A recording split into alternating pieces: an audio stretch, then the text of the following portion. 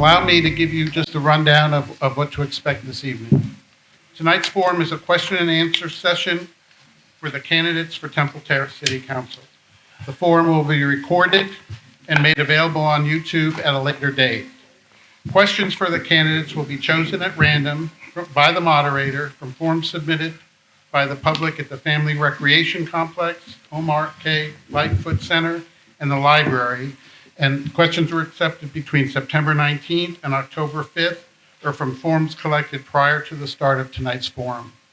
All questions used in the forum will be posed to all 5 candidates and will pertain to the functions of a city council member as defined by the city charter. At this time, I would like to introduce our moderator. Tonight's moderator is a native of Gainesville, Florida, and a Florida State University and law school graduate. His resume features leadership positions in both public and private sectors. His history of service includes serving as a judge advocate in the United States Marine Corps and later as an assistant United States attorney in Tampa. He was appointed by President George W. Bush and confirmed by the United States Senate as the Assistant Secretary of Enforcement at the United States Treasury Department. He has also served as Chief Counsel of Field Operations at the Transportation Security Administration. While based in Jakarta, Indonesia, his work focused primarily on anti-money laundering and counter-terrorist financing efforts for the United States Agency for International Development. He then worked as a Bank Security Act and anti-money laundering compliance executive for a Tampa-based financial technology startup. Later in his career, he led each of Florida's 3 statewide economic development agencies. These agencies include the Florida Department of Business and Professional Regulation, Visit Florida, and the Florida Department of Economic Opportunity. Since then, he has also served as the interim executive director of the North Carolina Outward Bound School, a leadership development wilderness program. More recently, from March to September of this year, he has served as the interim president and CEO of the Uptown Chamber of Commerce. Ladies and gentlemen, please allow me to introduce to you our moderator for tonight, Mr. Kenneth Lawson.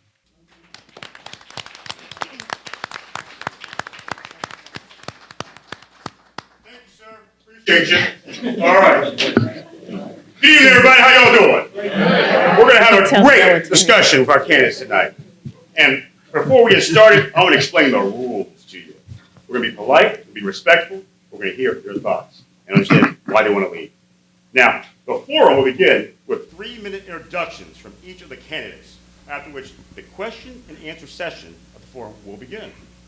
Candidates will be given the opportunity to address each question and will be given 2 minutes to respond. Candidates will respond in alphabetical order and then rotate sequentially to allow each candidate the opportunity to respond first to a question.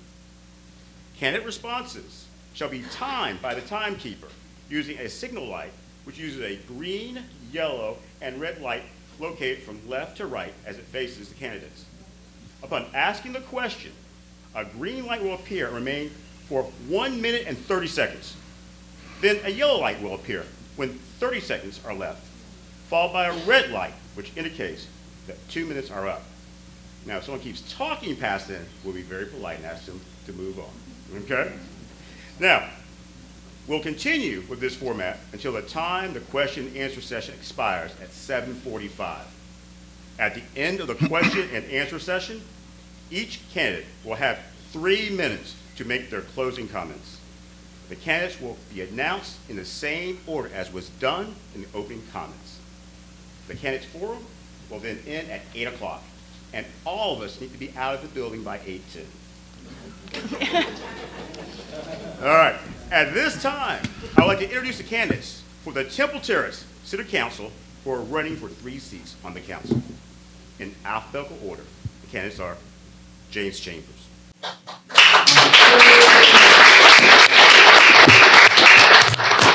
Allison Fernandez,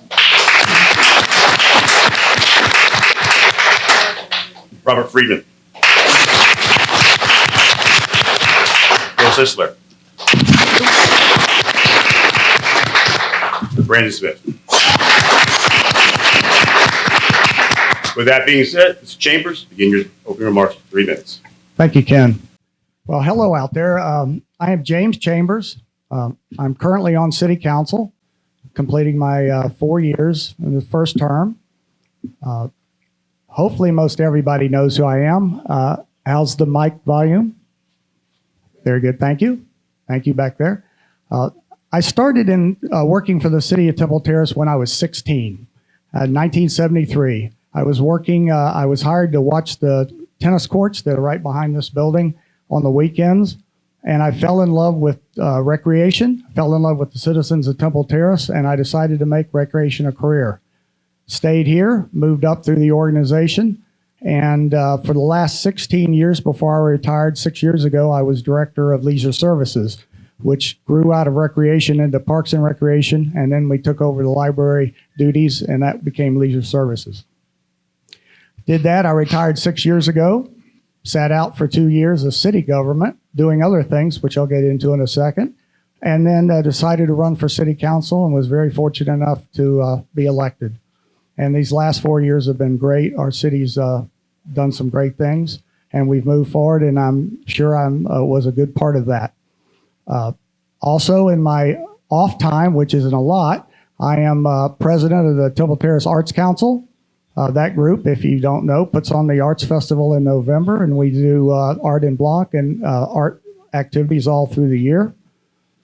At King High School, I'm on the board of directors of the Alumni Association. I'm also president of the Athletic Booster Club. So King High was my school, and I give back to that. My wife, Beth, who I told could not stay tonight and will listen, she was in the back. We've been married 42 years this year.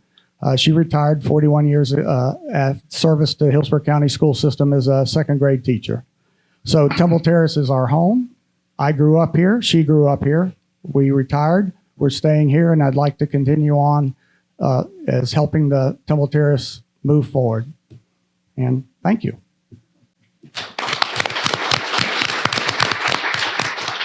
Allison Fernandez. Good evening, Allison Fernandez. Thank you all for coming out, and hopefully a lot more people will also be able to see this footage later. I lived in Temple Terrace. We moved here when I was 4, so 1972. You can do the math now. And I grew up here, went to our local schools, graduated from King High School, and went on to Florida State to receive a bachelor's in accounting and a bachelor's in finance, and then worked for KPMG Pete Marwick as a financial auditor for 5 years after that. And then we started having children, and the financial auditor life was not the life for me. And I told my husband, we have to come back to Temple Terrace. That's the best place to raise children. And we did. 1996, we moved back to Temple Terrace, and my 4 children have all attended Lewis Elementary, Greco Middle School, King High School, and the youngest is currently a junior at King High School. They have a baseball game tonight, so he will not be attending. Not that he would anyway, but and I've served in a wide variety of volunteer capacities in this city. I'm currently serving as the treasurer for the Athletic Booster Club at King High School. But through the years, I have served on Lewis PTA, Greco PTA for 12 to, I don't know how many years, 12 years, King PTA, Junior Women's Club, Soccer Association, my church, Christ Our Redeemer. And I believe so strongly in the value of this community that not only did I want to come back here and raise my children, but I give as much time as I can possibly give to be part of the community. I served on Temple Terrace City Council from 2006 to 2014. And in that capacity, I served as the chair of the Interlocal River Board. I served on the Regional Planning Council, Affordable Housing Board, liaison to the School Support Committee, a number of other boards. Throughout your tenure as a city council person, you represent the city to the area jurisdictions and other boards. It's really important to me as a longtime resident that we continue to make this city a wonderful place to live, work, and play for our children and maybe potentially my grandchildren, since my oldest is 27 now. But it's just been it was a wonderful place to grow up. It's a wonderful place to raise children, and I think it's a wonderful place to live here at any age. And I feel like I have the skills, the experience, and the knowledge to be a very good elected official. And I care very deeply about the citizens and this city. Thank you. Candace, I failed to mention earlier, as we go through tonight, be sure to answer questions from the chair, not to stand up or walk around while you have you sit down. With that being said, Robert Friedman. Mr. Friedman. Thank you. And good evening. I'm very pleased to be with you this evening, and I thank you all who are watching. By way of introduction, my wife Kathy and I have lived in Temple Terrace now for 32 years, have raised our family here, had children in the public schools here. We are big Temple Terrace fans. In 1965, I moved from Brooklyn to Florida, where I received a PhD in psychology from Florida State. Yes, I am a proud Seminole. Soon after, I launched my career in public service.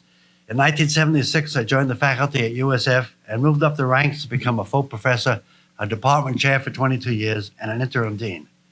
Recently, I received the special honor of having a scholarship in children's mental health in my name at USF. At USF, I received many awards, acquired important planning, budgeting, and problem-solving skills, and helped bring people from varied backgrounds together to address complex issues. Since I began my journey to be elected to the City Council, I have met individually with the mayor, all the current City Council members, the interim city manager, and most of the department heads, and a very impressive group for sure. I have attended all of the regular City Council meetings, plus a number of special meetings. I have read important documents like the budget and the strategic plan. In addition, I have gone door to door to many of our neighborhoods and met and talked with many residents, and this has all shaped my priorities. Although I recognize the importance of all of the activities of the council, I have always been primarily a people person, and I will continue to be so. I will reach out to a diverse group of people to seek input and involvement, and will strive to reduce divisiveness. There are two groups that I would especially prioritize: young children and our senior citizens. Children who are deprived of the nurturing and stimulation that promotes healthy development in the early years are at a distinct disadvantage when they enter school. I would like us to create an early childhood consortium to see how we can better work with other groups and pool resources to support young children and their families. And although we have some excellent services for our seniors, this is a group that is growing in size and in isolation. And this isolation puts them at special risk for a reduced quality of life and a shortened lifespan. We need to work collaboratively with diverse groups to determine how these special and important people can best be served. Let me briefly mention some other priorities. I would like to promote neighborhood and community engagement, enhance collaboration with neighboring governments and universities, continue to support our excellent library and recreational activities, increase opportunities for pedestrian and bicycle activity, and support the development of the visual and performing arts. I will also work to address traffic, transportation, and housing issues while continuing to support our business community. I know that's a mouthful, but I hope it gives you an idea of who I am and what my priorities are. Just in time.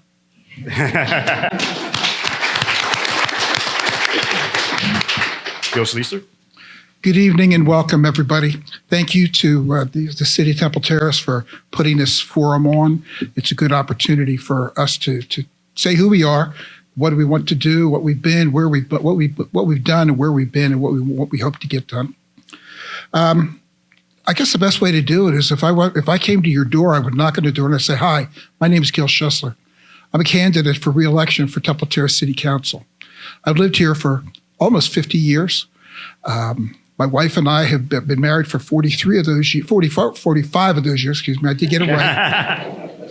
And we raised our two children here, and we have 4 grandchildren, all living in Temple Terrace, and have gone through Temple Terrace schools, and we just love Temple Terrace. I mean, it's time to give back. And this is the incentive that I rode by in 2018 when I ran for office the first time, the second time. I tried 16, but in 18, I was fortunate enough to be elected. And in the 4 years that I've been on council, it's the best job I've ever had. the hardest job interview you ever want to go through, but it's the best job I've ever had. You meet all kinds of people. The diversity of our citizenry is astounding. And you get to meet everybody and you hear their problems. And that's the nice thing about this job is you get to help people. Public service, although my 45 years as a CFO and an HR director, didn't get the opportunity to help many people in public service. I tried to do so at Little League and Terrace Community Middle School, which I was a founder of 25 years ago and still a board member. The PTAs, Lewis and River Hills and Sly Junior High School when the kids used to go to Sly way back when. Public service is just something that I enjoy, and it gives back to the community that I love, my wife loves, my kids love. Well, I'm fortunate enough that both my children are here. My campaign my campaign treasurer is my daughter. So we try to keep everybody involved with it. So I guess if you like what you read, if you like what you hear, I'm dedicated to what I'm trying to do. And I just want to do the best job that I can for the city of Temple Terrace. And I'd ask for your vote on November 8th. Thank you.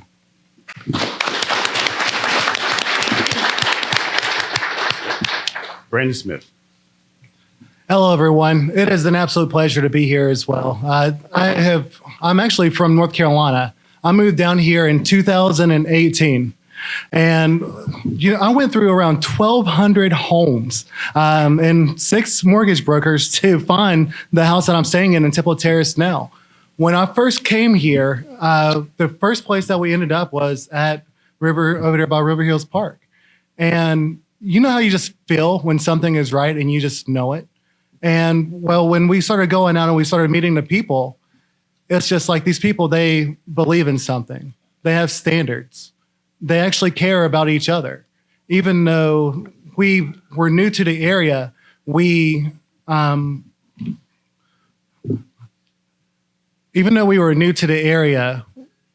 knew that this was the right place for us. My service as a Marine I've been involved in many veteran organizations, including the American Legion, the VFWs.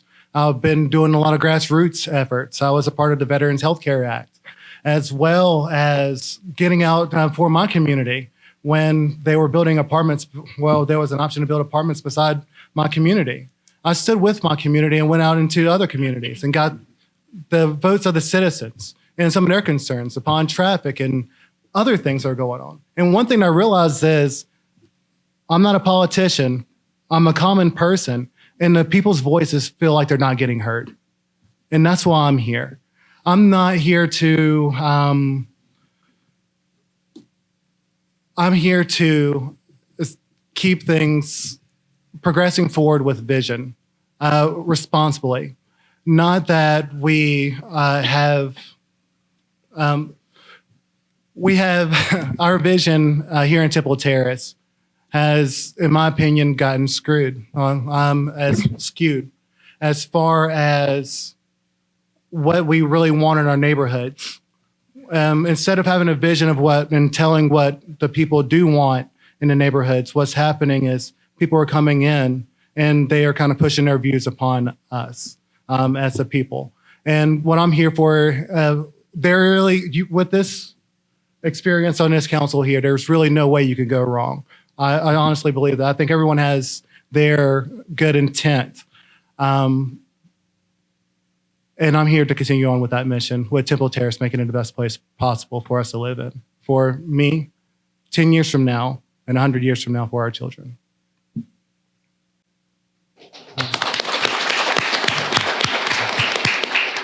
Well, thank you. Those are our opening statements. Now we'll begin questions. And these are questions from the community. They'll be randomly drawn by myself, and we'll ask each candidate to answer the same question.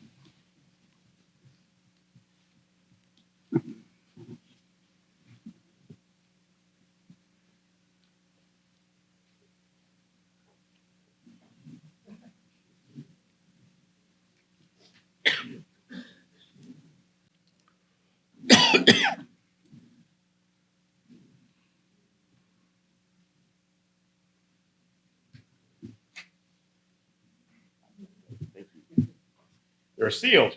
All right. Yeah, make sure we don't cheat here. All right.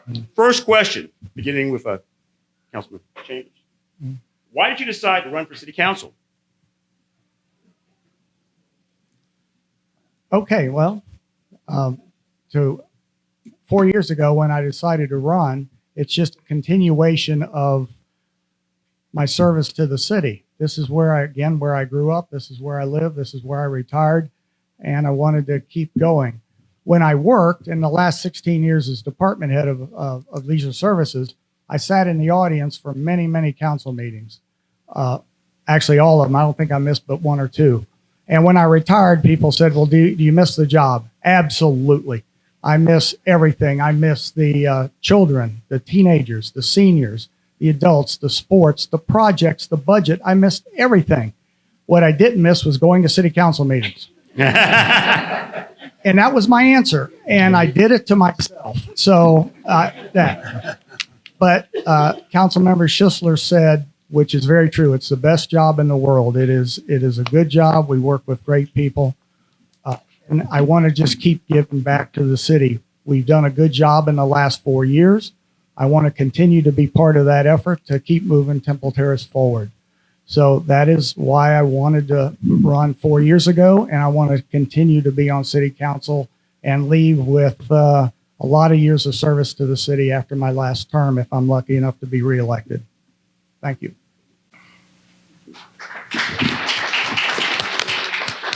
Ms. Fernandez? There are a number of answers to that question, but I think my primary is that all of us have a role to play in the community, and we all play a different role. My skills and my interests direct me towards sitting in a capacity of leadership and decision making. I really enjoy public policy. I really enjoy talking to the constituents and the residents and finding out what they like and what they don't like and what they'd like to see done in the city and what makes the city function as such a wonderful place to live and work, raise a family, recreation. So I enjoy doing that, and that has guided my decision making. And now my youngest child is 17, and it's time for me to be able to get back involved in a capacity that I do enjoy. And right now I work as an accountant for small and medium-sized businesses, so I have a lot of flexibility in my schedule. I don't have a set schedule, and I have the skills to do this, and I have the interest, and that's really my primary driving force, is that public policy, the community that we live in, you can't get closer to the people than serving in the community that you actually live in. You go to the grocery store and people stop you and tell you about the pothole or the divot in the sidewalk, and you can really make a difference in a person's life directly. And I think that that's very important, and that is what has guided my decision to run for city council. Ms. Freeman? Ms. Friedman? This is really, for me, a continuation of a career and a life dedicated to public service and volunteering and social justice. I love Temple Terrace. I think Temple Terrace is at an excellent point. I commend the current members of the city council and the mayor. I think they've done a great job. I think we're fortunate financially, and I think we're in a position to move ahead and make some changes, to really take that next step forward. I meet a lot of people in my neighborhood as I'm out walking the dog, and I love it. But I also see the loneliness. I see the struggles. I see the challenges that people are having. And in fact, I taught a class as a volunteer for OLLI, that some of you may be familiar with, the Lifelong Learning Institute, about loneliness, about meaningful connections, about people feeling a part of something, feeling that they belong, and how important that is to our health and our well-being. I think Temple Terrace, being a modest-sized city, has a good start in that direction.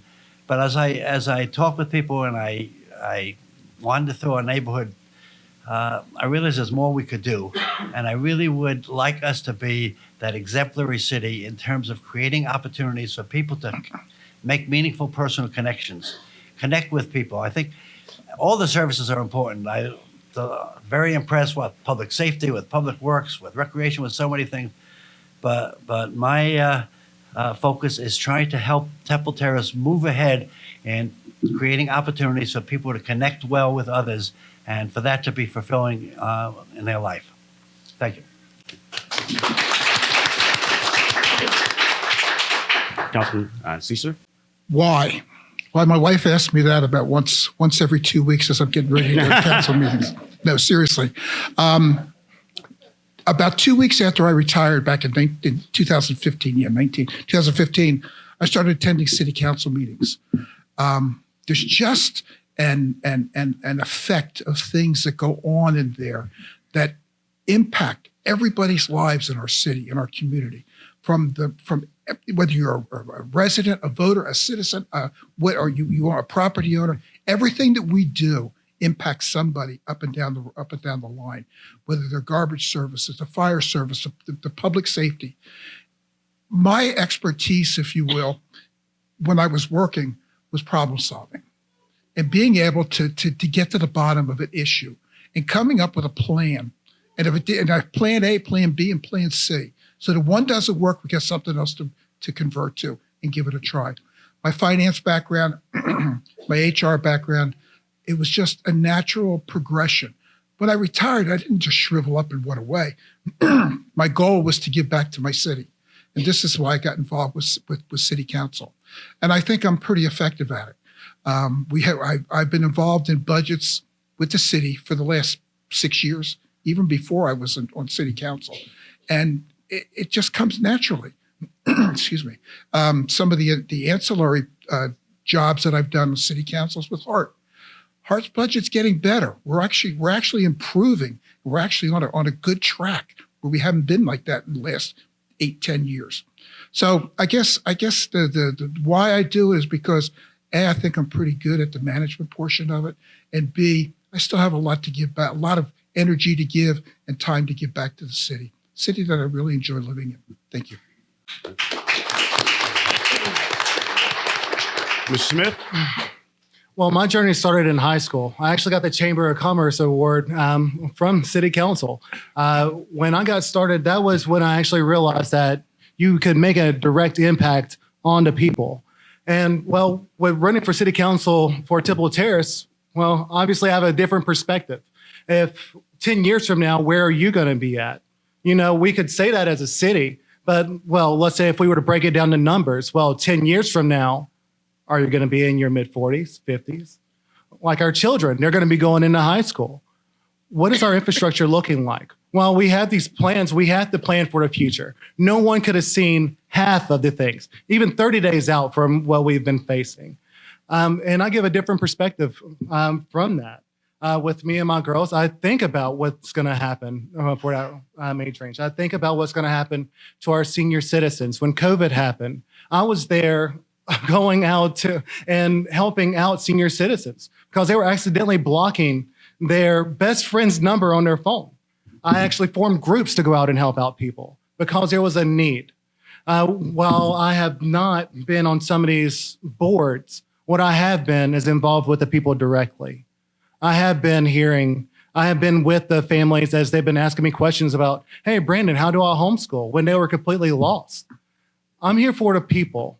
It's with this vision, with our structure, I see the 2040 plan. I'm here to help out and not only build, but do it responsibly in incremental portions that's aligned with our interests here in the city. That's why I'm running for city council. All right. Our next question, and we'll begin with Ms. Fernandez, is this. What is your vision regarding economic development? How would you balance economic development and protecting quality of life in Temple Terrace? I think the first thing you need to do is make sure that you have the residents involved in the discussion and the decision-making process because we're the ones that live here and work here. I think you also need to find out what the community wants in terms of economic development, because you could have very dense development, you could have less intense development. You have to factor in the traffic patterns that could be generated by the type of development that you're looking at. You need to look at the return that a type of development is going to provide, not just financially, but as a benefit to the city.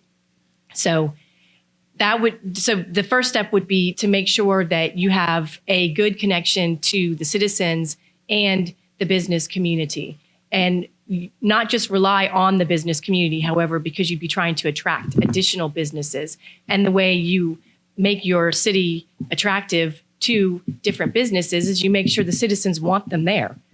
So partnering with the chamber, partnering with the citizenry, partnering with people who are knowledgeable, such as the Small Business Development Corporation, since in our area we have a lot of small businesses. I think all of those things are important factors to make sure that we're bringing in the kind of business development that will benefit the city. I think we have to make sure that when we're putting businesses or developments in place, that we are looking at all components of it, evaluating the traffic that it will generate, evaluating the clientele that might be coming there, such as maybe it's in a very backs up to a residential neighborhood, but it's a nighttime business with noise. So there's a lot of factors that need to go into analyzing it. Ms. Friedman? I know we're polite in Temple Terrace. We may want to hold up the clapping, so we go on with the questions. So, Ms. Friedman. Can we start the clock again? Thank you. Thank you. I've never been known to be brief, so every second I appreciate. I think we've made some great progress in economic development in Temple Terrace, and I'm very proud and pleased to see it. Amazon and now the VA hospital and lots of small businesses, small restaurants, places where you can work that not only contribute economically, but where you can walk in and after you've been there a couple of times, people know your name. They often know what you're there for and what you order, and it not only enhances the economy, but it enhances that feeling of belonging, the feeling of being connected to the community. So I think economic development has to go hand in hand with overall community development and overall creating an atmosphere, an environment, a culture where people feel comfortable, where people feel welcome, and where there are opportunities to not only do well financially for the city, but opportunities to also meet people and feel that we belong. So I'm delighted at the economic development that has taken place. I've had conversations with folks about the need for more social and neighborhood development. Also, I would like to see more of that. But I think we're well positioned I think the prior city councils have done a very good job and are well positioned to move ahead with that. Thank you.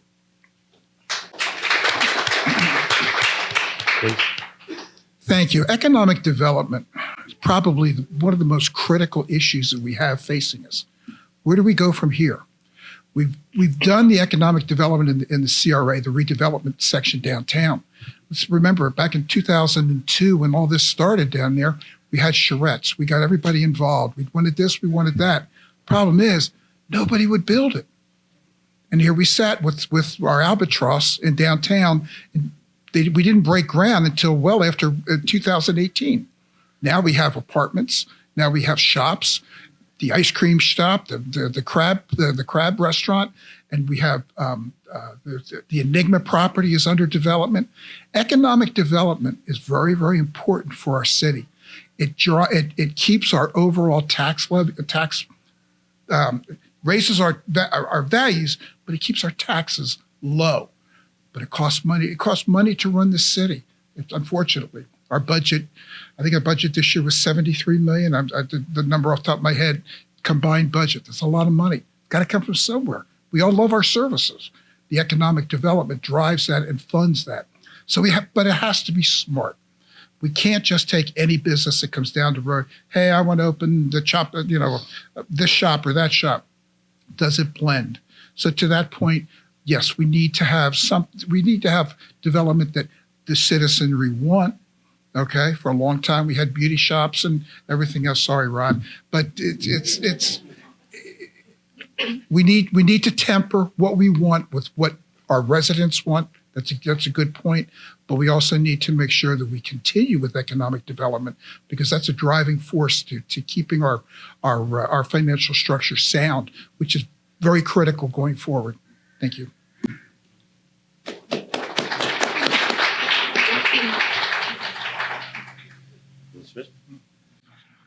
Economic development. When I think about economic development, I think about all the spinning plates that we have going on in the areas of technology and business.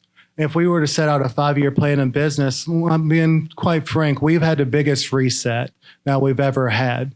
Everything, businesses have completely turned around the way they do things. And, it's important that as we go into this new future, that we look at what we really do have already. Is there things that we are, is there anywhere where we can look at expanding a program or taking the resources that we already have in that program and strengthening it instead of taking it away from it? Because there's no doubt about it that we have to continue to go forward. But just as Gil said, we have to be responsible with how we do it. And that not only comes like from the city council being that barrier and protecting the people from some of the businesses that may just have their own personal agendas and not the citizens of Temple Terrace in mind. Councilman Chambers. Thank you. What's nice about being last on a question is you can agree with most everything that's already been said, which I do. But a couple things that haven't been mentioned with economic development, and is the balance between keeping Temple Terrace the nice neighborhoods that we have now and also increasing our businesses. And I was thinking mainly of the Amazon project. And real quick on that one, when it was being built, a lot of us, myself included, were worried about trucks and stuff going through our neighborhoods and on our streets, 301 and such. And I had a citizen call me and said, when's Amazon going to open? And I said, well, 2 months ago. So that never materialized, and that's because of the good planning. But us in the city, we've been going after economic development. We're members of a lot of different organizations, not just the chamber, that converse with economic development in this region. And another thing we've been doing is looking hard at our ordinances to try to help local business. We just changed one a couple meetings ago to increase the size, do a better job of outside dining, to have restaurants. The old ordinance was cumbersome at best. So this new ordinance helps. We constantly look at things like that. We have a dedicated city employee who happens to be sitting over there doing the timer. That's our business relations manager. And his job is solely to help with businesses in Temple Terrace and the surrounding community to get people here. So we are very concerned with economic development. Downtowns are going great. We only have one property left not spoken for. So we're doing very good there. Thank you.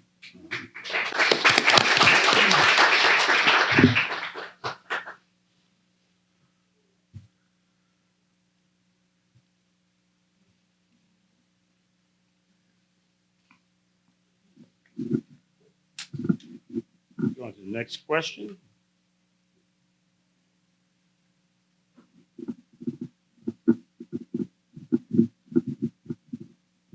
All right. Beginning with Ms. Freeman. Explain your understanding of the official role of a city council member in our city manager form of government. City council plays a very important role. They are a legislative body. They pass ordinances. They work closely with the city manager for oversight of what's going on in the city.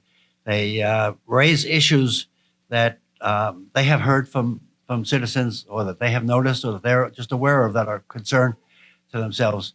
So they work as a team. They work as a team as a city council, and they work as a team with the city manager, who then is working with the department heads. They also a powerful voice for fairness and equity in the community. They're a powerful voice for involvement of all the citizens. So they are a powerful and influential group to the extent that they take the time and follow the process of really studying the issues, and I think they do, studying the issues, asking key questions, soliciting assistance when there's a tough issue and assistance is needed, and working closely with others. So it's a key legislative role, but it goes beyond the legislative role. It really is very essential for watching what goes on, getting reports on progress, identifying problems, and bringing issues to the attention of the city manager. Councilman Steve? The role of city council is one of setting policy primarily. We establish the policy as to where we want the city to go. We want economic development. If we want economic development, then we set that policy, and the city manager and his staff and directors go out and execute. We don't get involved in day-to-day issues. However, residents call us constantly, or stop us on the street in Publix or whatever. Hey, I got a problem with a pothole, or my sidewalk's broken or something. We can communicate that, and we do, to the city manager or the department heads, depending upon the circumstances. We got a problem here. Then it's up to the city manager and his staff and department heads to go fix that issue. Okay. Beyond that, it's important that we're involved with the budget, because we establish the budget. We establish through recommendations by the city, the finance department and the city manager. We tell them, okay, these are our goals. This is where we want the city to go. They come back with a budget, and then we're advised and consent on it. And it requires 2 public hearings so that everybody has a chance to vote on it through the ordinance mechanism.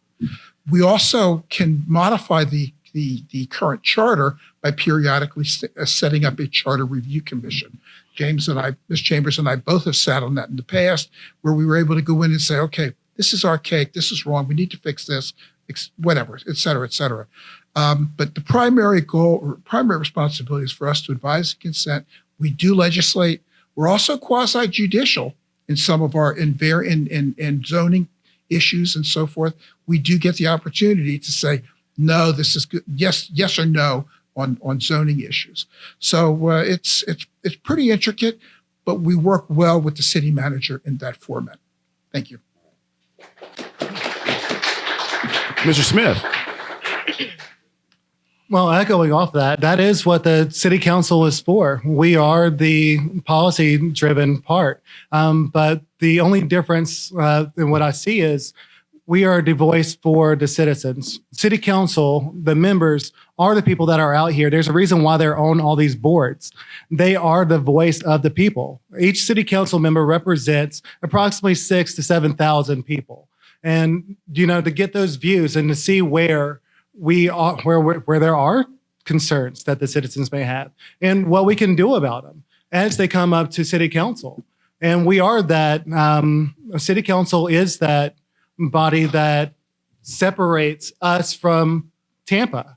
And while we're a part of Tampa, we are also separate, and they help with the zoning laws. That is very important to what our future would look like here in Temple Terrace. That's where I am. Thank you. All right. Councilman Chambers? Thank you. Yes, as a council member, I am one of 5 that vote on policy. We vote on budget. And again, I'm just one of 5. So you have to have a consensus of the body to get anything done. In our form of government, which is a strong manager council form of government. Example, Tampa has a strong mayor form of government. Their council's different than ours. But we do make the policy for the city. When there's something, and I'm also a representative of the people. You elected me to be your rep. So we talk about potholes, and yes, you get those calls. You get the calls about sidewalks. You get the calls about trees. You get the calls about a lot of things. And some of it you can give people the answer. But most of the time, my only recourse is to talk to the city manager. most of the time, I do not go to the department heads or the city staff. My job's to go to the city manager, and the city manager will distribute the resources. And when I first got on, that was what was just a little frustrating, to knowing that one council member by himself, you can influence and you can talk to the city manager, but to assign resources of the city, that really has to be done at the council level during our meetings and get a consensus of our council to spend city monies. So that is my understanding, and it has worked well in the last 4 years. And when I worked, that was my understanding. Ms. Fernandez? In a strong city manager form of government, city council does not run day-to-day operations. City council hires the city manager, and that is the employee that handles day-to-day operations. City council does set policy. We set the millage. We approve the budget, although the budget is presented to us by a department and the city manager. It's the city council's purview to request changes or decide that the millage should be different. But the biggest role that I see a city council member filling is as a conduit from citizens to the government and from the citizens of Temple Terrace to area jurisdictions. Because I'm the one out and about, I'm easy to find. I'm the person who has stood up and said, I want to represent the people. So the natural progression is that the people contact their elected official when there's an issue, when they like something even, it can happen. Usually when something's not going well. But the city council member, the person who has said, I am the one that will listen to you. I will hear your concerns, whether you are a resident, whether you're a business, whether you come into the city to work and don't live here or own a business here.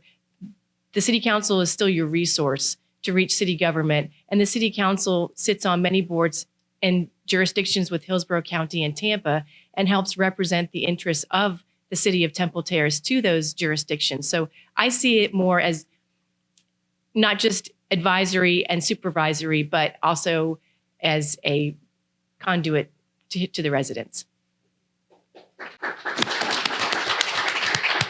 Well, we just asked about the city council and your view of that. Let's talk about citizens for our next question.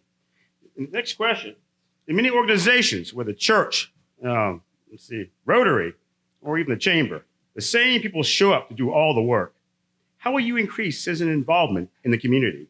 Whether Caucasian, African American, Hispanic, or Muslim, how do you increase involvement by diverse groups within our community?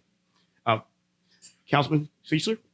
Would you repeat that last part again? Sure. Okay. Last part was, regardless of background, whether Caucasian, African American, Hispanic, or Muslim, how do you increase involvement by diverse groups in our community?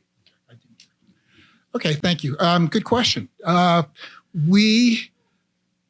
meetings are open to the public, and very often I can see 3 or 4 people that are sitting here now that are at all the meetings.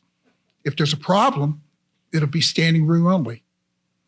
If the taxes are going way up, we'll have them lined out the door. If there's a disaster or something that they don't like, they'll be all over. So getting citizen involvement is very, very difficult to come to meetings and so forth. What we do though is reach out to our peer groups. I know I have 3 or 4 people that call me on a regular basis. Hey, we got a problem with this. I think maybe we need to look at this way. And we could possibly expand that to include some of the groups that you mentioned, but it's really hard. There's a lot of citizen apathy, and the citizen apathy is very tough to overcome. And it is our responsibility. We are, as everybody said, the first layer between the government, or a layer between the government and the citizenry. So I don't have a magic answer for how to improve citizen involvement. We've asked for it. We request it. It's a very good turnout tonight, which is encouraging. Many of the people here are partisan already, and for our individual groups, that's well and good. But I don't have a magic answer for that. I really don't. And it's something we've talked about in council before. How can we get more people to come out and talk about the issues and give us their opinions on it? So it's a tough question. I will admit that. Mr. Smith? Well, for me, the answer is simple. You go to the people. You learn the different cultures. If you're trying to learn from a diverse group and we are in a diverse city, then go to the people. Actually get representatives from the people to come and talk to city council. Go and find out what they need. And those cultures, those barriers that we have, well, if they're not coming or that people only show up to city council meetings when something is bad, well, that's because they probably heard about it. People are attracted to like that happens. But at the same time, what about if the people were more informed? Me, I'm a homeschooling dad. I work. I'm busy. I'm middle-aged. I have college debt. These things apply into our field. As you can see, I'm leading by example by being here as a diverse member in the city. Because, well, if I can do it, well, maybe I might give someone else some hope to do it. It's not about just coming up here like now. It's about our future and opening up these opportunities now and at least being an example here now. Maybe I can bridge that gap, not only between being more mature in age, but to my level, but also maybe I can help you out with some resources to really engage our local city, our schools, for more of our teachers, that middle age group, maybe get them involved. Because that's what we're really doing right now is we're preserving the city now, but we're making plans for the future. We have to be future oriented. And now is the time to do that before we start piling on more things. Thank you. Thank you. All right, I'm going to speak on two different areas. One, first at the city level. And we've done a very good job in our city of increasing our social media presence. We have an email blast that goes out weekly. We have our new changeable copy signs outside that list things. We have our city's Facebook site. And just to tell you, I don't do Facebook, but I read that one. I read Temple Terrace Bulletin Board. We have all that, and that's worked. And I give you some examples. There was a time not too many years ago that we had a hard time getting the word out for our citizens boards.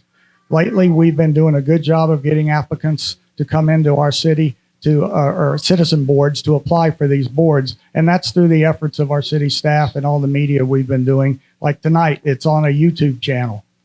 Who would have thought of that a couple of years ago? The city would have a YouTube channel. So that's all good. So that's a way to do it. Also to get out into the community and go meet with the different organizations. On the service club area, we've seen over the years a decline in those numbers. Junior Women's Club is down. It's actually on a rebound. Our garden club has always stayed strong. Women's Club is strong. We've lost a couple of the men's clubs. The volunteerism at youth sports is down some all over. And I think that just may be society, but we need to just keep plugging away at it to keep people involved in our city. So that one I have a less of an answer for, keeping the word out to our Citizens Club. I would love more people to be on the Arts Council, guys.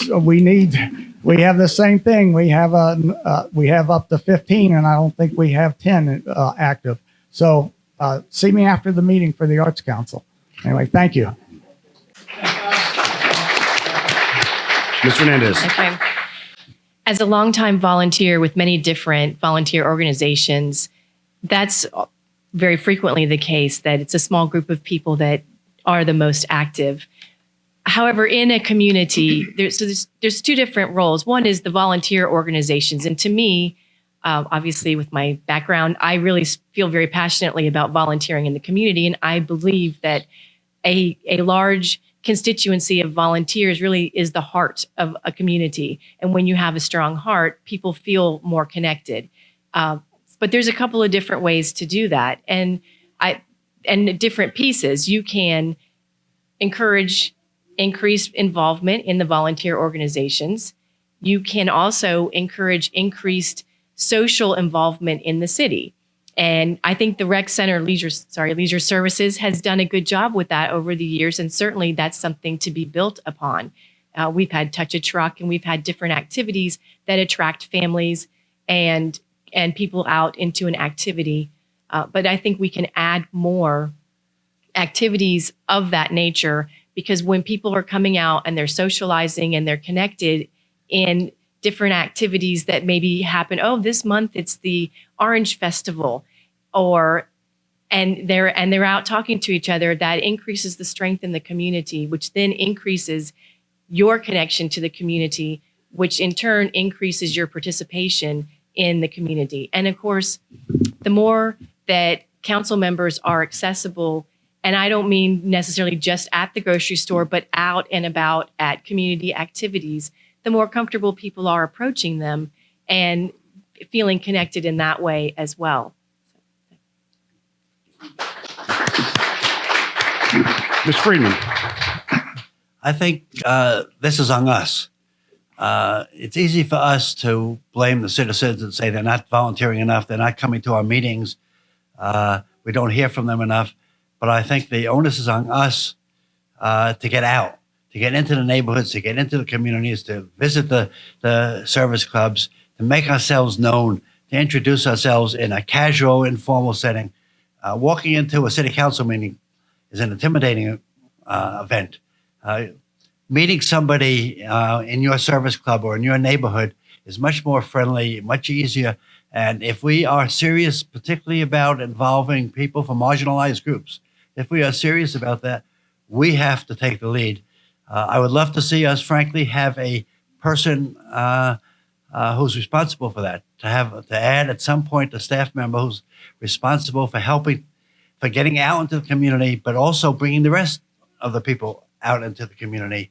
That would demonstrate that we are serious about it, that we have a commitment to it, and that it's not something that we just kind of shake our heads and say, what can we do? We've done this and we've done that, and we don't get anything. So I really think it's an important issue, both because we can get a lot more done if we have more citizens engaged. We can serve a lot more people, but because if we really want people to feel that they're cared about, that Temple Terrace is their home, and people in government care about them, we can't just sit behind our desks. We can't just sit at City Hall. We have to get out and meet them where they are. Thank you.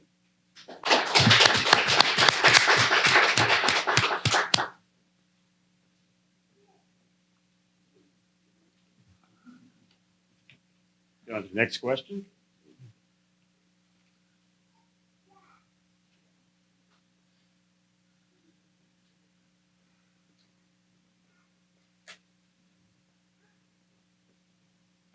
All right. Mr. Smith, begin with you. How can Temple Terrace strengthen its relationship with University of South Florida? There are many faculty and students who live here and so many relevant research and policy activities at USF that could benefit from Temple Terrace. Oh, absolutely. This is where our city could really excel. They are looking for looking for things to do when they live here in our neighborhood. So things like some veteran engagement, mentorship. We are talking, maybe if we could get like connecting some of our more mature members in the community with exercise from USF, or maybe there could be volunteer programs. There's degrees that they're going for that they have readily access to, but as a student, they really don't know what resources they have. And that's where the city comes in, and we can provide those resources to them and let them know that, hey, we are diligently looking for these. We want to hear your ideas. We want to see your vision for the future. What are things that we could do better in these areas? Asking questions is one of the most important things that we can do through surveys, online surveys. Little bits of information will go a long way, but they really wouldn't have time to approach us in such a setting as a council meeting. So these are things that we could do with there. Also, if there's work programs, that would be very good to have. I know that we here in Temple Terrace, we're so close to so many resources. But there's not really anything here that we have as Temple Terrace. So our people are going outside of our city. They're looking for business resources outside of our city. And, other people that are looking to do business are going to look outside of our city if we don't approach that in the correct manner. And that's my view. Councilman Chambers? Okay, this is an area that we definitely can and should improve on. A couple examples from the past. In this building years ago, we used to have a relationship with USF College of Nursing to provide nurse trainees here to help with our seniors. That kind of stopped, and I really don't know why that stopped. Currently, we have a relationship with, and Mr. Langfeld in the back knows the exact group, but USF, either Department of Physiology or PE, that provide help to our seniors and also up at the rec center in the exercise program. We need to expand on that. We've had USF Department of Architecture in the past help design the pavilion that's at Riverfront Preserve. Their students did that project. All those kind of stopped. And again, I'm not exactly sure why. But as a council member, in the spring, we always do goal setting where our goals have been established for our staff. That's something we have talked about. I don't know if it's ever been officially a goal recently, but we need to bring that back. And I will bring that back as a goal. As meetings from our city manager, our mayor, to USF and vice versa to get that relationship going. Because really, it's a great resource over there, and with Florida College and our city limits too. Thank you. Ms. Fernandez? Okay.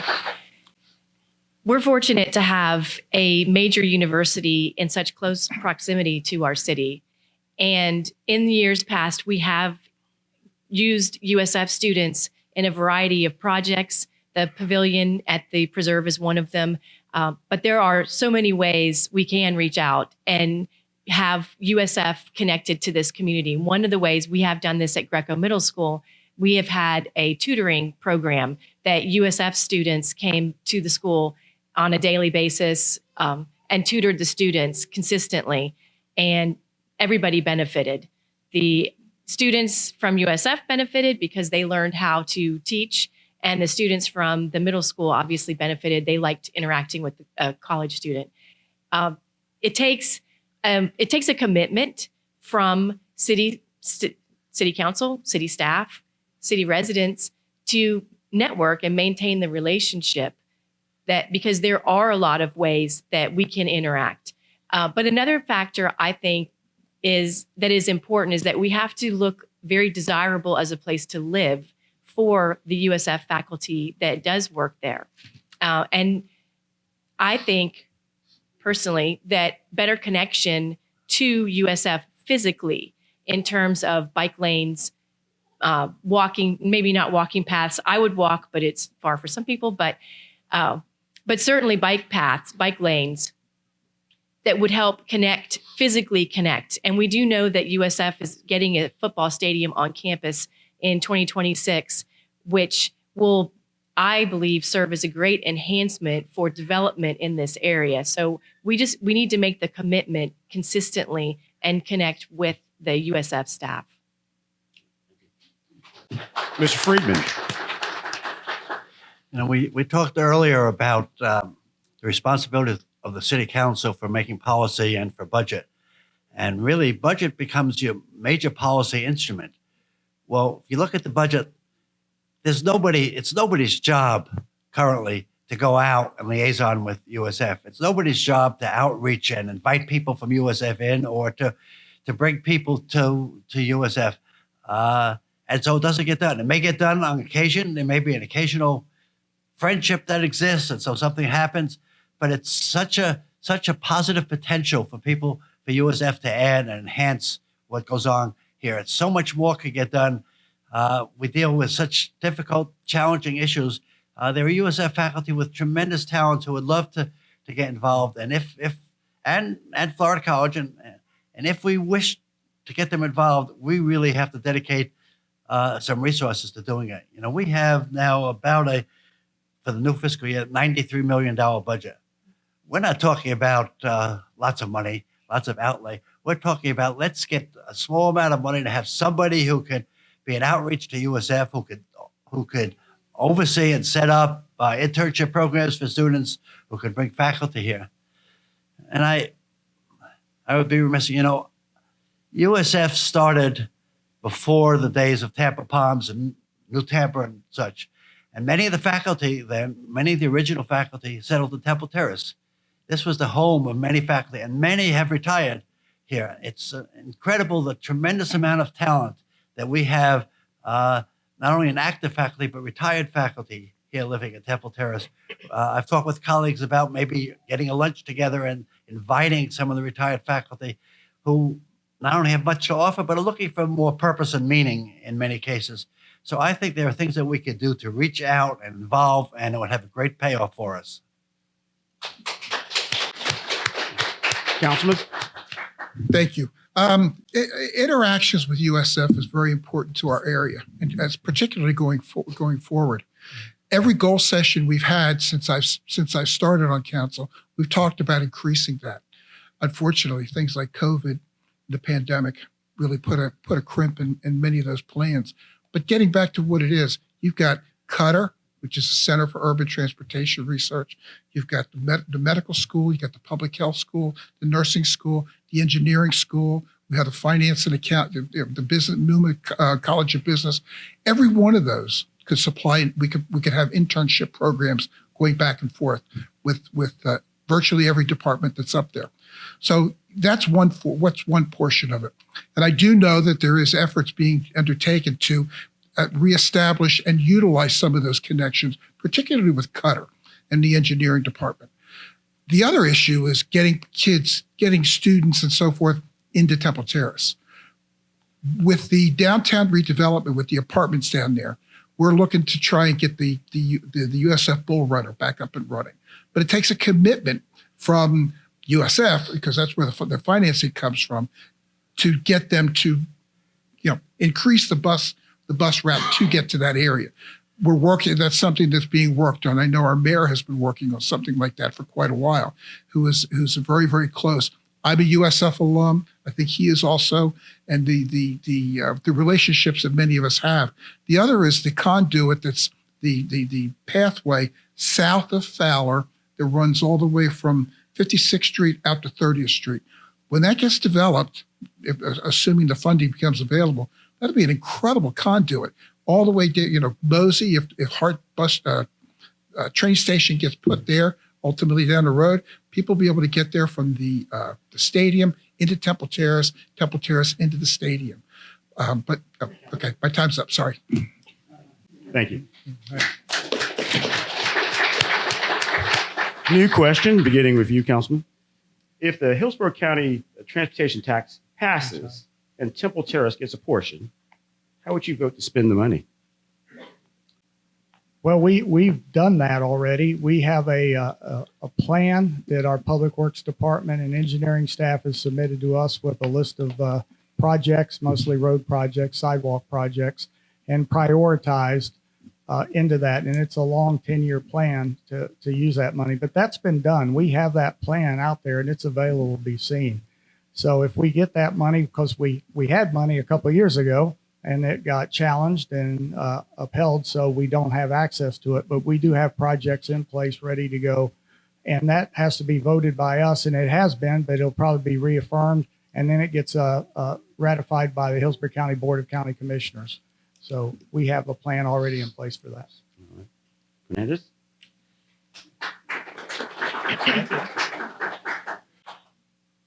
I think the first step is to look at the plan, because the city council votes, and then that plan may sit there for some time period before funding is available. And when that happens, sometimes the priorities change. Maybe we've been able to meet some of the needs on that plan with other funding that has come through. So the first step for me would be to look at the plan and reevaluate, are these still the same priorities? Is this still the order that transportation projects need to be addressed? And of course, this funding would be specific to transportation projects. and sidewalks count, bike lanes count, connectivity counts.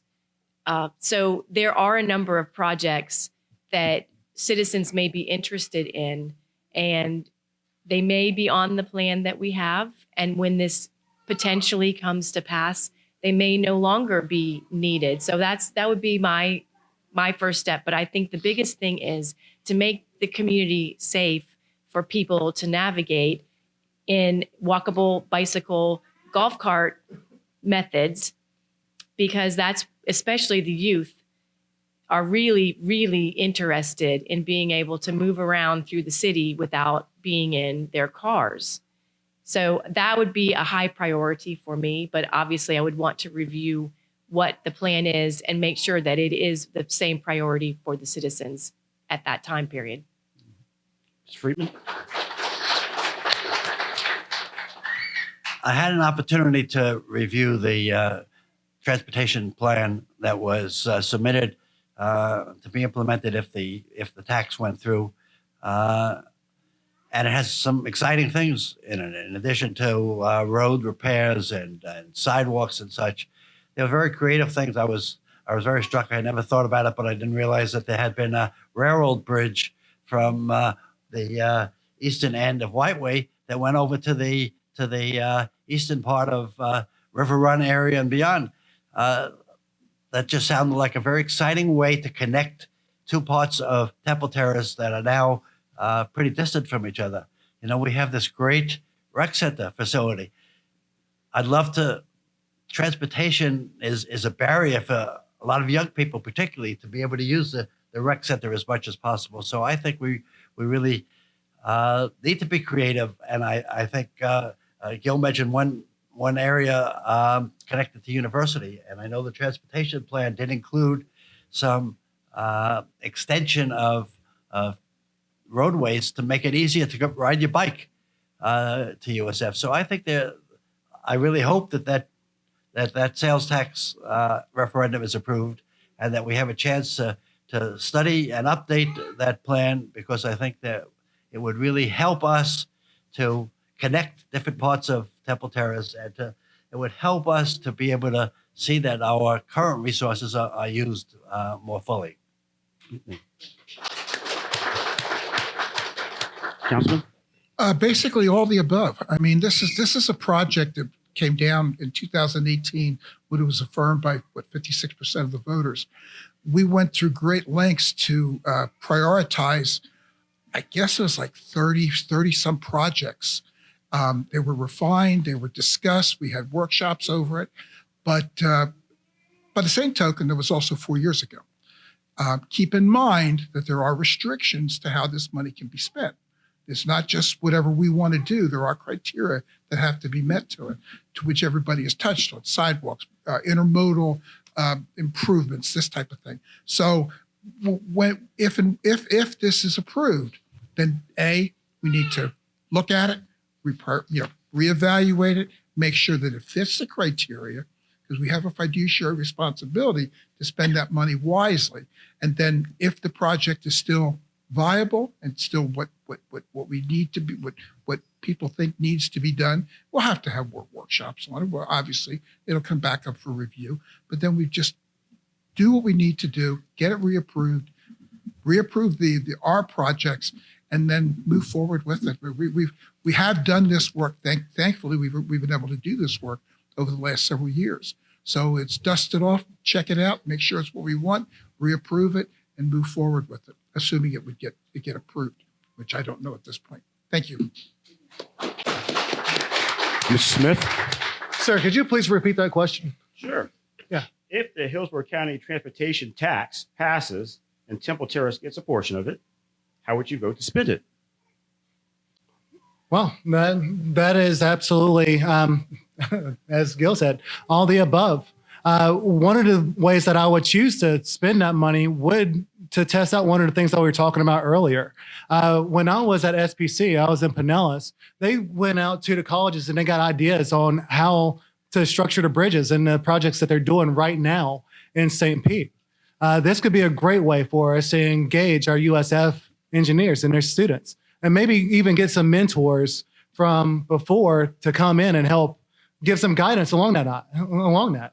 So that would bind not only our local government together, but also get the voices of the people in there. Because granted, there's a lot of things that we're doing with technology that is advanced, really the things that until we really look at some of the other possibilities or some of the things that have been developed, I don't think we could really make those plans into those areas. But at the same time, with having that money, that would give us a chance to take care of some of the basic things. As much as I love our city, our roads have much need of improvement. I see people all the time just swerving just a little bit, like right there at the library, just trying to miss those potholes. That's a concern. And as much as I love our local businesses, I don't want to replace my rotors and tires and get my car in line all the time. So those are just a few areas that we can use it. Yes, there's specific ways that we can use that. One other thing that concerns me is right there in front of City Hall. That area turning in there is just so dark. And please put a light in there. Like that's something that we could do. The reason why people are in danger with our city is because, well, there's blind spots. We can't see. Well, as we go down Bush Boulevard, there's some flashing lights as someone's crossing. I think that's a great idea.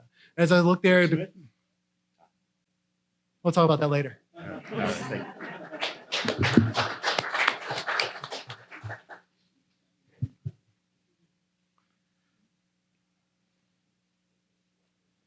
Time for a new question.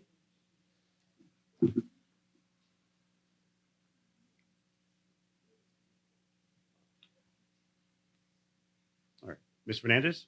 All right, here's a question for everybody. The city of Temple Terrace is often criticized for being difficult for the business community, and particularly regulations. If elected, what steps do you think the city could take in regards to this reputation and balancing regulation with growth? I have heard this concern many times, and the biggest issue that I have had in trying to work to resolve it in my past city council tenure is that it's been very difficult for the business owner who's having difficulty to tell me specifically what is different, what the barrier is that they're experiencing that is different from what they experience in other jurisdictions. And I think that's a key component because it could be that our inspectors are far more stringent than they are in another jurisdiction, or it could be that our building height code is unreasonable because all commercial buildings are built to a certain height, or it could be that our sign ordinance is not reasonable because signs are generically made a certain size and they have to get them specially made to meet our code. I think the biggest component that a city council person needs to do is open the door and say, I want to hear what your concerns are as a business operating in Temple Terrace, and then serve as that conduit to basically help phrase the concerns that business owner has into a way that the city council or the city staff can understand and make the changes that need to be made, because you have to be reasonable to do business in order to have a strong business community, which supports the residential community, which supports economic development, which supports the health of the city. So I think really being open and easy to reach is the first step. Ms. Friedman? I would like to know how valid the concerns are. I can't go too long without asking for some research as a researcher myself. We need data. How are businesses doing? What's the turnover? What kind of businesses are succeeding and how successful are they? I think we need to really understand the business community. These days, particularly with social media, it's easy for there to be complaints and it's easy for there to be negative publicity. In some cases, it may be deserved, and I agree with Allison that we need to review the codes and such and see what can be done. But I would like to know how well are we doing here? I see some businesses that seem to be flourishing. and expanding to other communities, for example. So if we want to be able to rebut arguments, if in fact the arguments are not accurate, if we want to be able to rebut them, we need to really study it and gather the data and see where it is. It also seems to me to be another example of where we would benefit from turning to our colleagues on campus. We have experts at all aspects of business at USF. If we're concerned, we could maybe without any cost, but certainly inexpensively engage some of them in taking a look at how our businesses are doing and talking with people. Sometimes folks are more comfortable talking with somebody who's not a part of the government, but to really benefit from an independent look from some experts in the field who may offer some suggestions and some ideas and may elicit from people better information and may help us figure out just what kind of information do we need to be gathering on a regular basis to understand how well our business community is doing and what we might do to improve it. Councilman? Thank you. Excuse me. The ability for an entity to do business in Temple Terrace covers many different areas. One, how easy is it to start a business? How easy is it to get through the variance process because they want to do this, they want to do that. Is the building the right size? Is the front door? All the different types of modifications and restrictions that a business may have on it. They want to expand. What has to happen? Being able to afford to stay in business. How high are our garbage rates? How high are our water rates? Most people don't, and the tax rates. A lot of people don't think about that. That it covers a very broad area, and to just come in with a shotgun approach to it is very difficult. So one of the things, and this has been also a policy that we've had for quite a while now, is to make it easier for businesses to do business in Temple Terrace, and that involves rewording and rewriting our variances, which our city attorney is charged with doing. It's done quite a good job in the last couple of months. Vis-a-vis the outdoor seating capacity increase that we just approved a few weeks ago. On top of that, making sure that we have our finances are so tight or refined to such a degree that we don't have to give huge tax increases or huge rate increases to the garbage and to the water fees. That's got to be paid by somebody. So a short answer to a long problem is we need to review, we need to hear what the problems are, and with our new community development director, we're hearing more issues that are coming out, and we're getting more information than we've had in the past. And we can work on it, and we can fix those problems going forward. But it takes cooperation. We need to hear what the problem is, and then we need to fix it. Thank you. Sorry. Mr. Smith? Sir, could you please repeat that question again? It's been a while. Sure. Give me a second.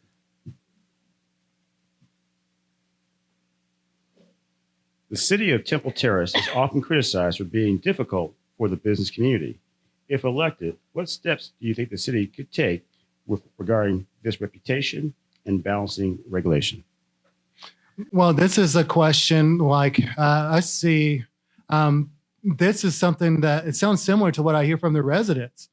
Honestly, that seems like something that maybe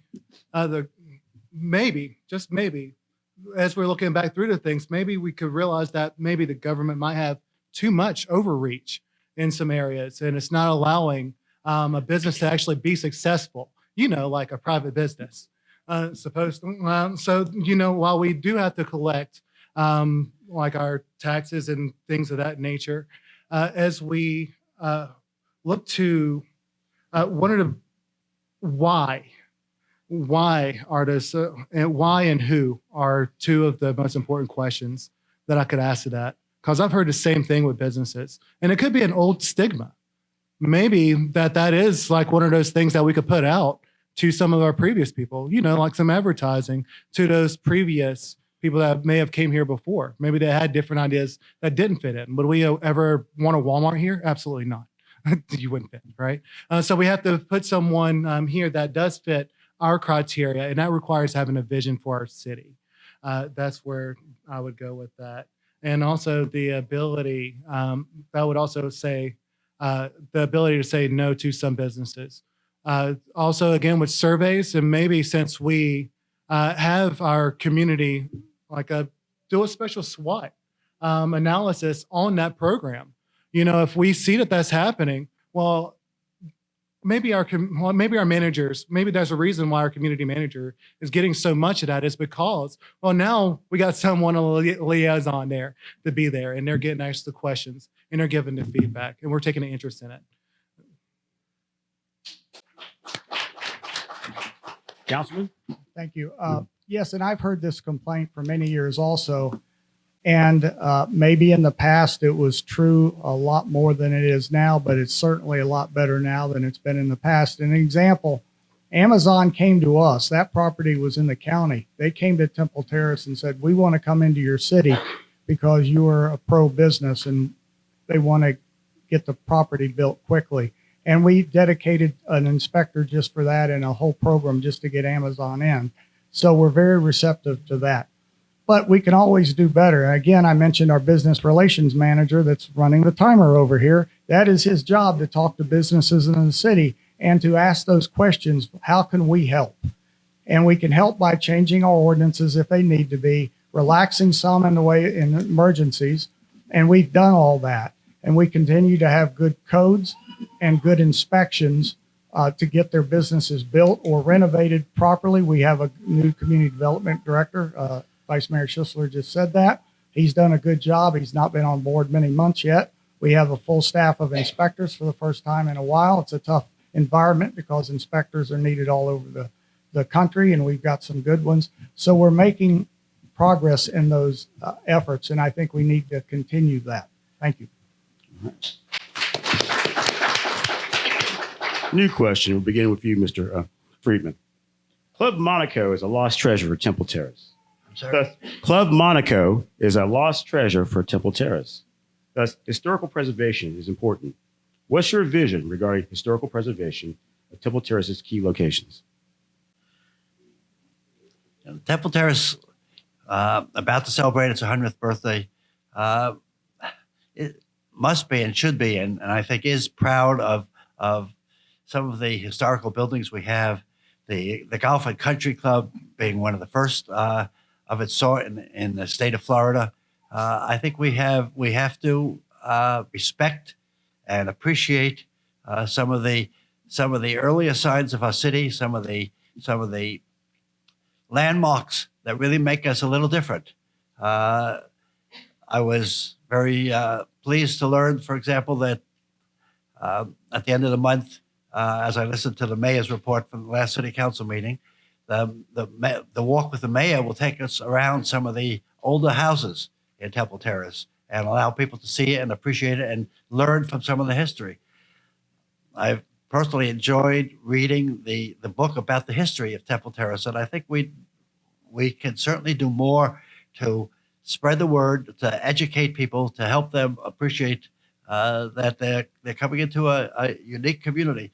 When you see a community like Temple Terrace that's located virtually adjacent to the University of South Florida, the first thing you'll think of is the university was there first, and then the city came along as a suburb close to the university. Well, of course, we know it's the opposite. We know that Temple Terrace preceded the university, and we have to. I think it would be a mistake for us not to capitalize on the rich history that we have and the visible signs of it that were made here, and to help preserve and protect them and share it widely.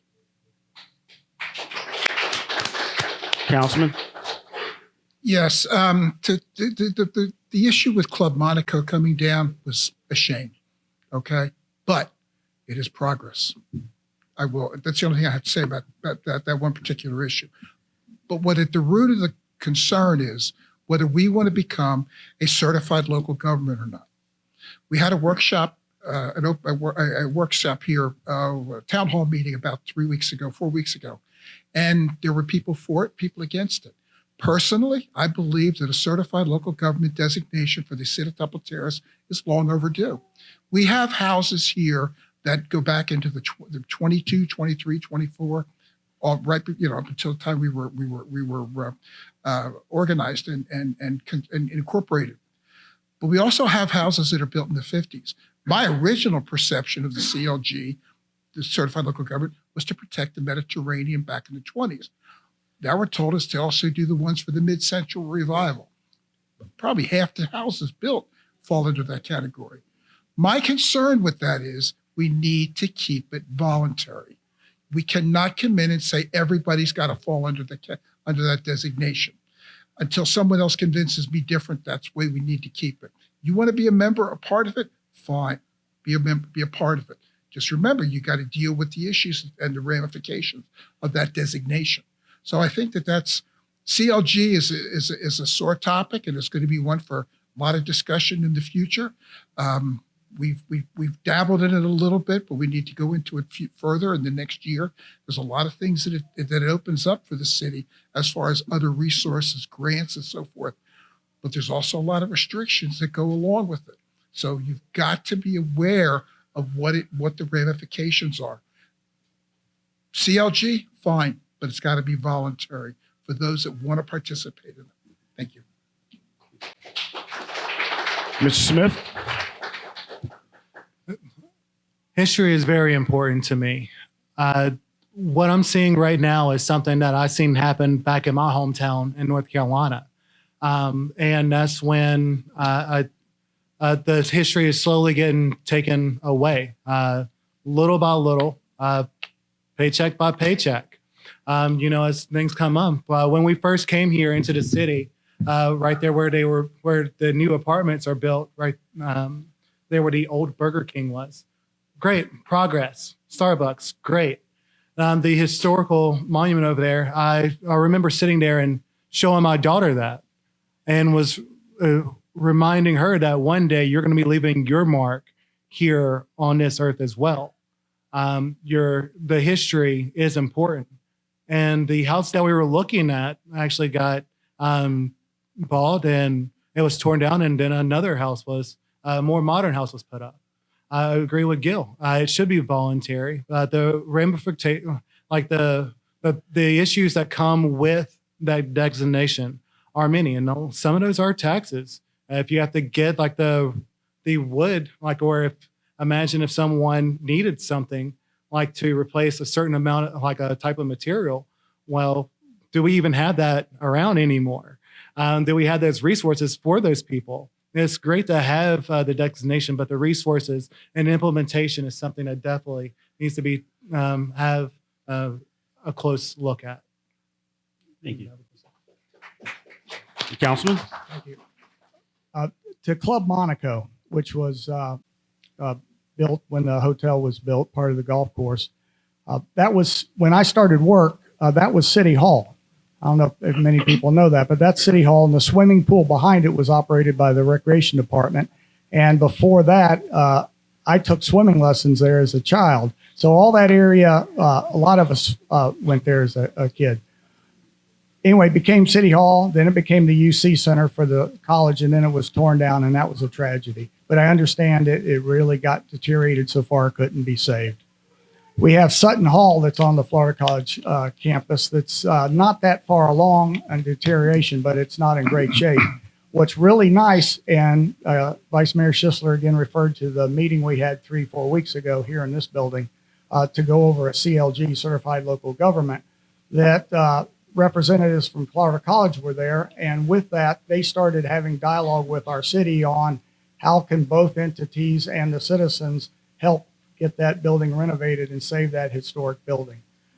So now today, talk about the CLG, Certified Local Government.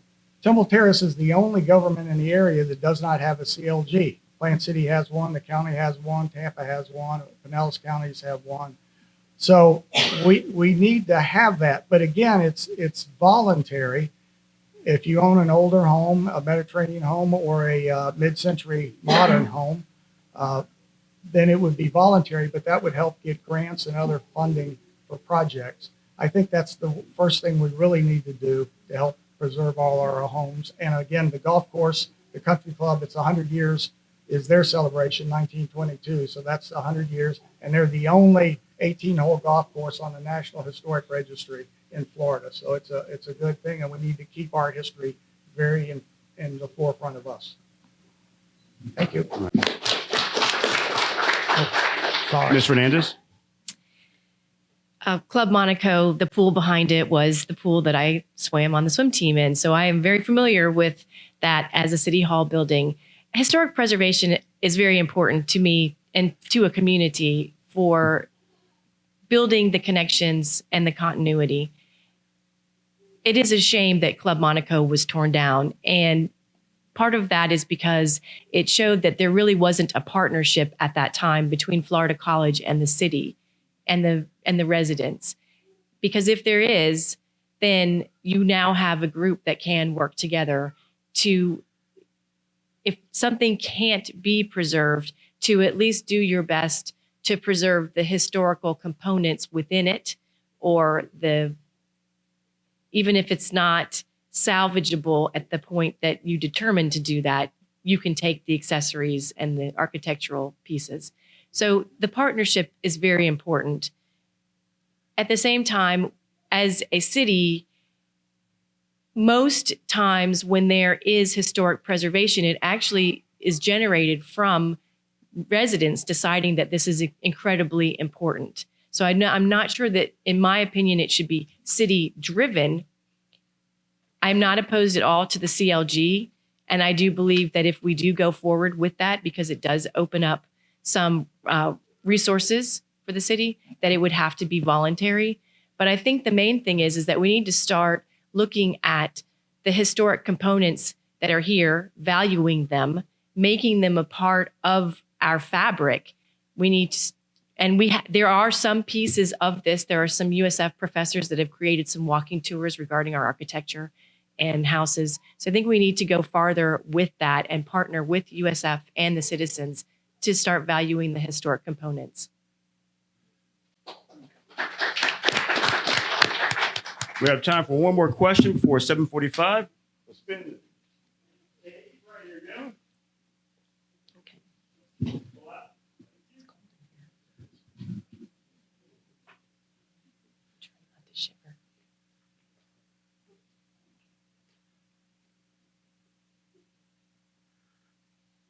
All right, let's end this way. Temple Terrace will celebrate its centennial celebration soon. What do you consider currently to be Temple Terrace's legacy? And if you're on the council and voted by the people, what legacy do you want to create for the next 100 years? Councilman?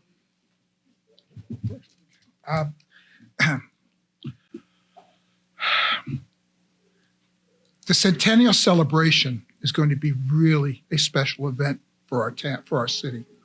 We've established a centennial committee with 5 members that is working interdepartmentally to come up with a series of celebrations.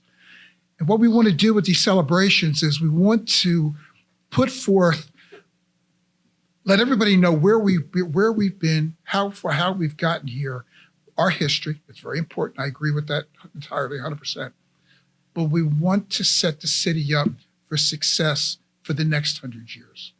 And the only way we can do that is with a secure infrastructure, financial, physical, and interrelational with our citizens. The legacy that we have is we're an amazing city. The legacy that we want to keep going forward is we want to remain an amazing city, but we want to be progressive when we need to be, and successful. I don't know how else. I don't know a better way to put it. We're here. We've done this. We've done well this far. We want to keep it going and set it up for another 100 years. Mr. Smith? The most important thing that I can contribute to our city is to preserve our culture and to break down the barriers that I've seen happen since COVID. There has been a great disconnect in between the families, the events that we've had, and the bond that we had, like I know even in my community, has been fractured with this. It's so important that we are remembered as a city of vision because we have the know-how now of taking out and building a solid foundation for where we are at now, and we know what we want as a city going forward. I think that sets us up that we won't get blindsided by so many heartaches, and that we can put into measures that really connect our citizens to our government, and that we wouldn't be like a city council, but we would be known by the surrounding areas as that's the place I want to live at because of the people there. The people there care about each other. The government there listens to the people, and they're reasonable. And that's what I would want to be remembered by, is just being the foundation after the big reset, in a sense, to building an amazing city and connecting, bridging the gaps in between the people and the government. Thank you. Councilman? Yes, thank you. Think about Temple Terrace. 100 years ago, Bertha Palmer and Maud Fowler had an idea, Bertha did, and came down and built the golf course, the hotel, the casino, and what that became Temple Terrace. People moved in around to support that golf course, and then the businesses came and went through a recession and a depression, but it came back in the 40s really strong, certainly after World War II. Think about what's changed. And I'll use an example of one building, one of our historic buildings, the Woodmont Clubhouse. Woodmont Clubhouse was built as a horse stable for the hotel. Then as it got going, it became the garage for the hotel when they converted from horses to cars. Then it became Temple Terrace's first schoolhouse. And now it's the Woodmont Clubhouse since 1980. And that's where the clubs meet, and they hold different events there all through the year. So that building is part of our history, but it's changed. Our legacy, I think, is Temple Terrace is a great community to grow up in. That's what I did. But a lot of children to grow up, become teenagers, adults, senior citizens, retire here. It was a great place, still is a great place. And I think that's what I would like to see our legacy, that we are still that for children all the way through adults for the next 100 years. Thank you. Thank you. Ms. Fernandez? I think the best way I can describe it is I grew up here. I went to school here. My 4 children all went to the schools that I went to, which was kind of funny being back there in that capacity. They rode their bikes in the same places that I rode my bike. They weren't supposed to, but they used the rope swing at Florida College that countless youth before them had done. They skimboarded on the golf course. And my older son played baseball at King High School for the PE coach who taught me to drive. And he played on a team with the child of someone that I played with as a child. So to me, the continuity and desire of families to live here, return here, and grow old here is a phenomenal legacy. And I think in the next 100 years, my goal would be that we have created a safe, strong, financially stable community that is attractive to people from all walks and different businesses, and that they want to bring their families back after they grow up. So that would be what I see as our current legacy and what I'd like to see in 100 years from now. Thank you. Ms. Friedman? I would like us to be remembered for being a city and a community that adapted with change. That as COVID was mentioned, there's lots of changes around us. Family constellation, the percentage of adults who live alone is increasing. The percentage of young adults who are not moving out on their own but living with their family has changed.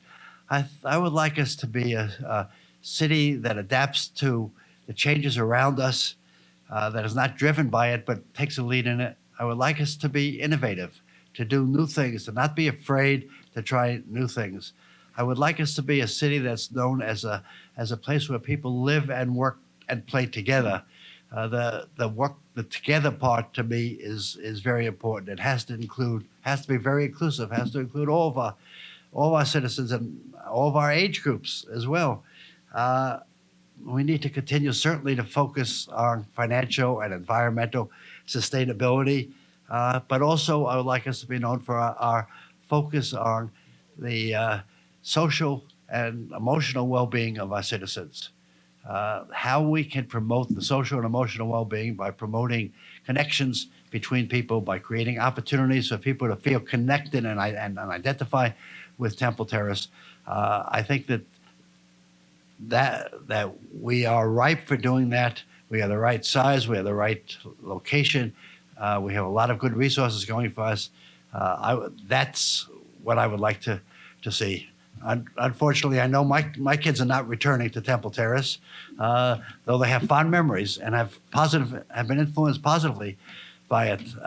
But I'm jealous. I love the notion of generations returning there, and congratulate those of you who have that happening. Thank you.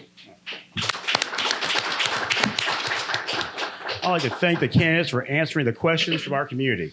And this time we'll go into closing statements, beginning with the councilman. Thank you.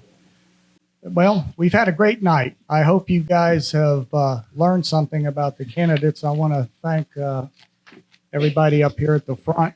It's not hard, but it's not easy to stand or sit in front of you and answer questions, especially when you're first. It's a lot easier when you're last.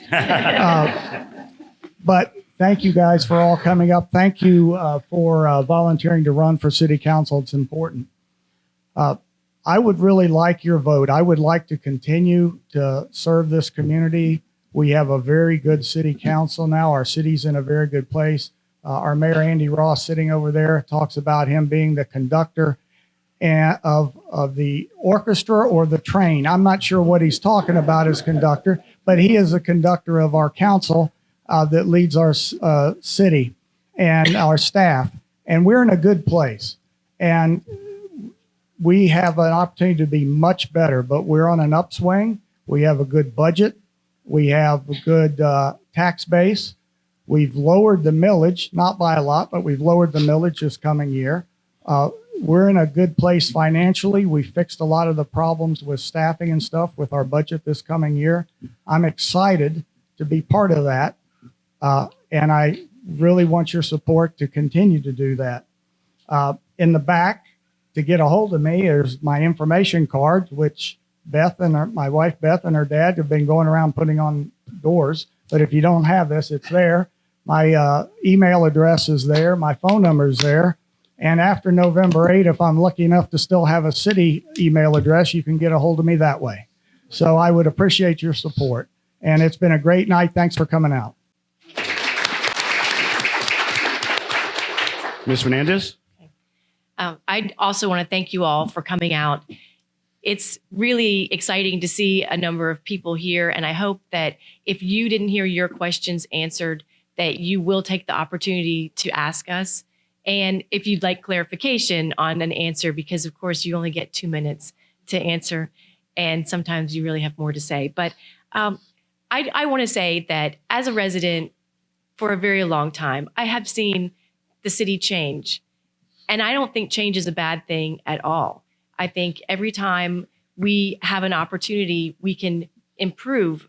So my goal, if I were elected city council member, would be to continue smart growth, fiscal responsible decisions, smart development, because obviously we're hoping that what we're doing in the specific downtown redevelopment space will ultimately spur additional development and rejuvenation in other areas of the city.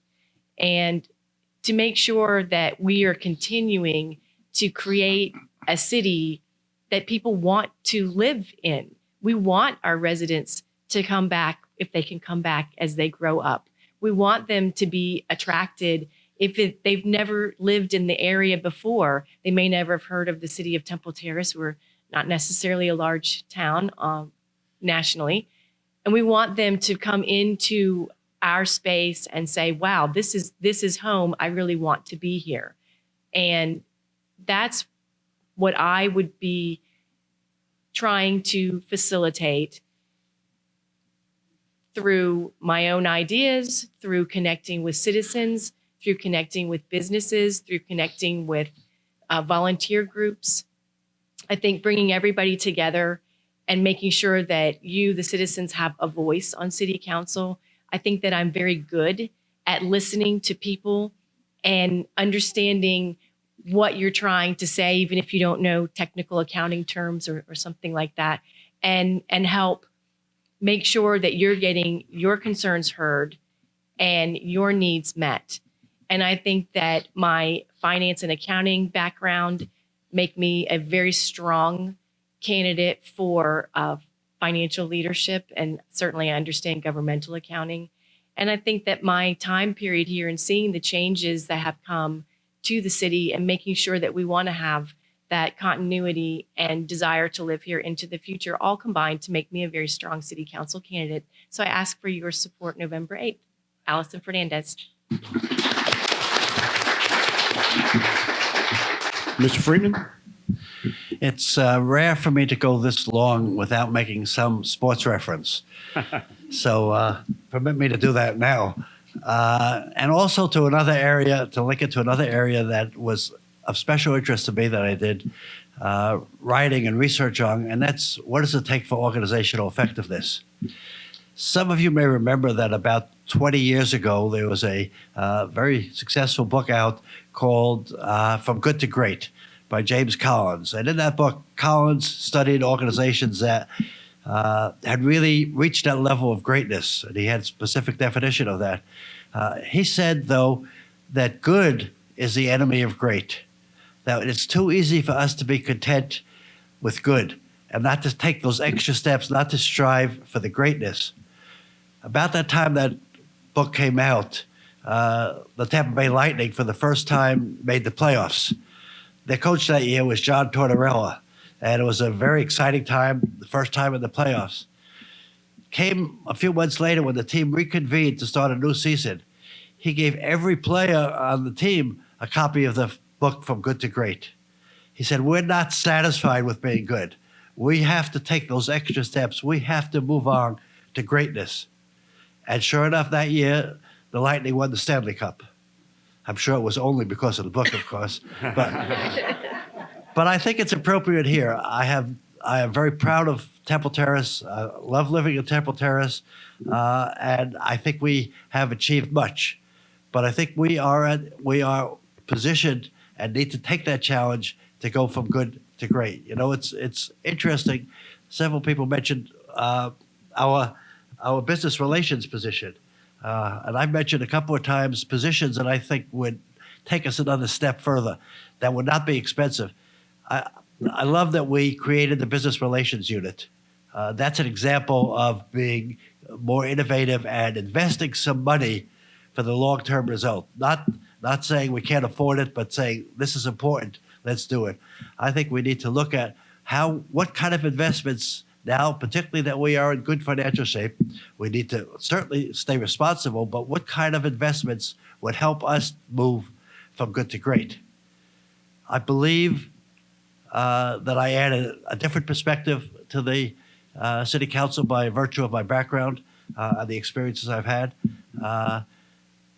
I have been involved certainly in budgeting and planning and all the aspects of it, but I think that the focus on the needs of the citizens and remembering all the time that we have to involve people, we have to listen to them, and that we have to get their perspective.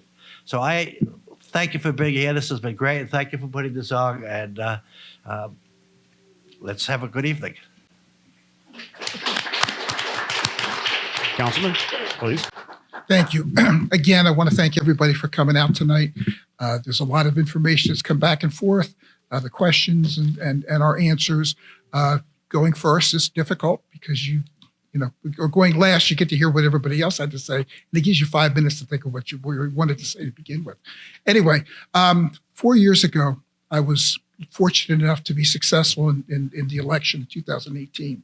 And as I said before, the last 4 years have been phenomenal for me on a personal, professional level, because being your city council member has meant so very, very much to me. And I believe the tenure of the issues that I voted on and the way that I voted was in support of all that the city is, all that the city wants to be, and all that the city aspires to be, and taking it into the future. My experience with finance and business, we run the city like a business. We can take care of some of the esoteric issues that we need to do with our citizenry, with our older citizens and our younger citizens. It gives us the flexibility to do that. But you don't have a good financial basis, it doesn't work. You can't get the other things done. So to that end, I offer my financial background, my management background, my business background, and my problem-solving skills to you as the voter. And I'm here to work for you and to get the things done that need to be done. We have a lot we still need to do. There's some redevelopment areas that aren't quite finished yet. Apartments are open, stores are open, but the Enigma's not. The parcel C down on the river's not. How much time do we have? Okay. So we have some things we need to do. We want to continue to make the city affordable to live in. Find ways to reduce our tax rates. Find ways to reduce the efficiencies and reduce our garbage and water bills and so forth. We went up 5% this year. One went up 10%. So that's cost money in the businesses. Make it easier for the businesses to function in Temple Terrace, to start, to survive, to thrive. We want to work on our speeding issues and so forth, and for public safety. There's just many, many things that we still need to do. So in a nutshell, I want to thank you all for the privilege of being your city council member for the last 4 years. And I humbly, humbly ask for your vote on November 8th so that I can continue doing the work that we started and bring it in home. Thank you. Mr. Smith? Again, I'm honored to continue to serve this great nation in this city right here. This experience of going for a city council member has opened up my eyes to a lot of issues in the city. And I'm here to be that voice for those people that feel like you don't have a voice. I'm here to be that outspoken person that may not have the other skills that may not qualify the general public for certain things that they may not qualify for, but they may know that something is wrong. And they actually need someone that's going to hear them out and come to their level and understand where they are and not be afraid to come and address the issues before the people. As I look forward to partnering with local businesses and our schools and making things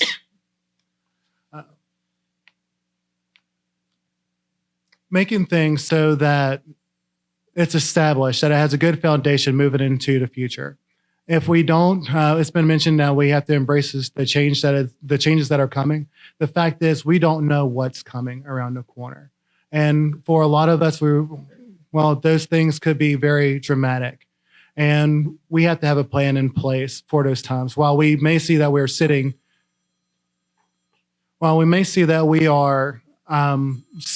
happily now, that can easily change over the next 30 days. We just have no idea. And so I'm honored to be here in this position to help be the voice for the city. Thank you.